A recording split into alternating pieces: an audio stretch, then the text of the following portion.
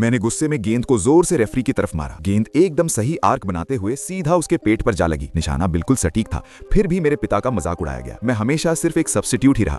Coach ने कभी मुझे गंभीरता से नहीं लिया। उसे लगता था कि मैं सिर्फ बेंच पर बैठकर दूसरों को मैदान में लड़ते हुए देखने के ही काबिल हूं। मैच शुरू हुआ।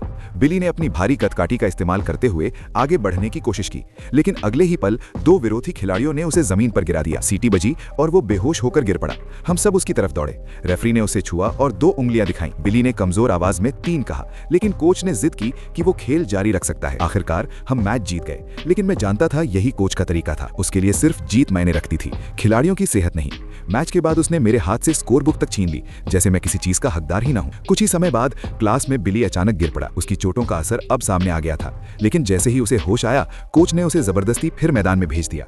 नर्स ने साफ मना किया था, मगर कोच की बात आदेशों से ज्यादा भारी थी। बिली बेबस होकर बस सिर हिला सका। पहले हाफ में हमने एक के बाद एक गोल खाए, तब जाकर कोच ने सब्स्टिट्यूशन किया। ऑक्सीजन मास्क लगाए हुए बिली को स्ट्रेचर पर मैदान में लाया गया। मैं उसे रोकने दौड़ा, लेकिन मुझ पर चिल्लाकर चुप करा दिया गया। खेल दोबारा शुरू होते ही बिली फिर से गिर पड़ा। उसी पल टीम का कप्तान लांस भी गिर गया। उसकी पुरानी दाहिने पैर की चोट फिर उभर आई थी।